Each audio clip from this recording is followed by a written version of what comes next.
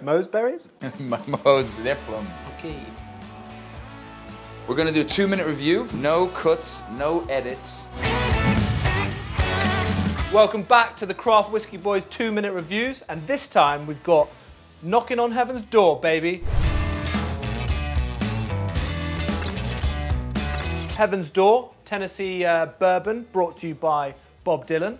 This is actually made in a church at a distillery that's inside a church, which is also a concert venue, so it combines 3 of Bob's favourite things. 1, religion, 2, music, and 3, of course, whiskey.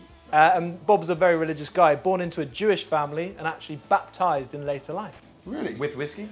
Absolutely. Absolutely. Bob, if you were baptised by whiskey, you're the man. I love your music anyway. We've all been baptised by whiskey one way or another. You know, straight off the bat, what I love about this is the bottle. Because obviously, with Bob, he is quite, prolific in terms of being an artist and things he does. But this is actually based on his own cast iron works. So it's quite interesting that he's related onto that. And I know with his other releases, his other bottles, he does include kind of some of his artwork there. But it's a very attractive looking bottle. Yeah, it looks really cool. The fact that he's put his ironwork and everything on it. Yeah. And this was made in conjunction. It was Bob and a guy called Mark Bushala. Mark Bushala came to fame with Angel's Envy, which is a really, really good bourbon. And in fact, the bottle's nearly kind of got that cool shape. So what age is it? Is it 8 years or minimum? Minimum 8 years. Want me to pour away, boys? 30% small grain, I believe. Yeah. Is it really? It is, yeah. Ooh, very weak. Ooh, there's that sound. Perfect. We're interested to see this one. Ooh, maybe a little bit too much there for you, Solomon. So, we're going to do a 2-minute review. No cuts, no edits. The clock starts, we review it, and we give you our score. That's how it rolls. You know the score. You know the score. I don't know the score. And if you guys have any suggestions for what whiskies we should review next, please comment below. Cheers, boys. Sludge. 2 minutes starting now.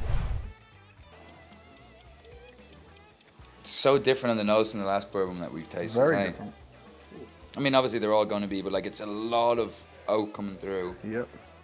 And a lot of vanilla. Yep, that's vanilla. Yeah, straight off the bat. I'm thinking rosemary. Why am I thinking rosemary? That's weird. Yeah, that steak earlier. You made that mistake earlier. Here we go. Is no one else getting berries as well? Yeah. Yeah.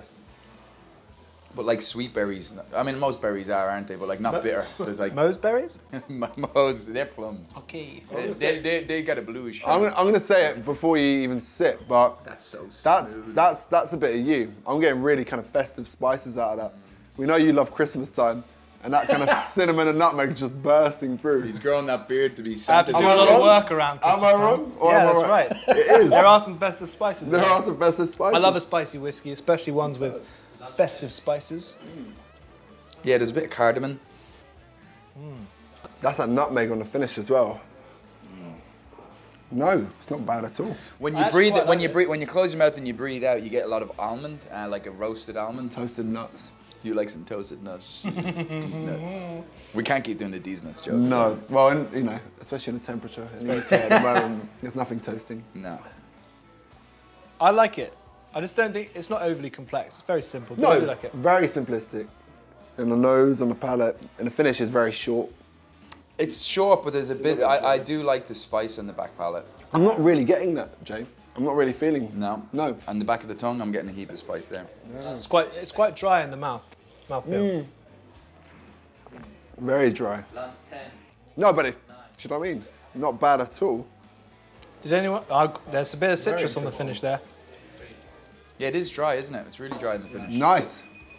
Oh, and that's 2 minutes are up. So if I'm going to rate this whiskey, I will most likely drink it again and share it with some friends purely because of the Bob Dylan giveaway or fact you can link to it. But I'm going for a 6.9. I think this is going to be a perfect whiskey. It's a sipping whiskey, but it's not a phenomenal sipping whiskey. It is a good sipping whiskey. I think this would be perfect in, what do you call it when at Christmas time? Eggnog.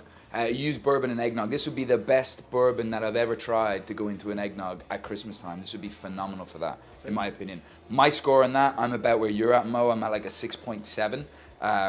I still like it. I will definitely drink it again.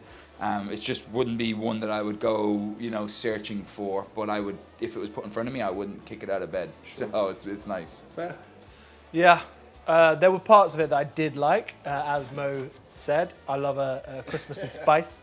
I thought the finish was not that great. The nose was okay, but I agree with these guys, and I'm going to give it a 6.8. Thanks, Bob. That is the score on this bad boy, which is basically a hard 7. That's very respectful. Yeah. It's very respectful. Again, we don't give 8s and 9s and anything like that unless it's an exceptional, you know, travel to the ends of the earth to taste it whiskey. Yeah. So anything in the late 6s, 7s, pushing up towards the 8s is phenomenal. Yeah. So it's a good whiskey. Absolutely. Yeah. This is something that, you know, you should definitely try. Even if you're a music fan and you just want to say, look, I've drunk whiskey that's come from Bob Dylan's brand or his distillery, and the backstory being distilled in the church is bloody awesome as well.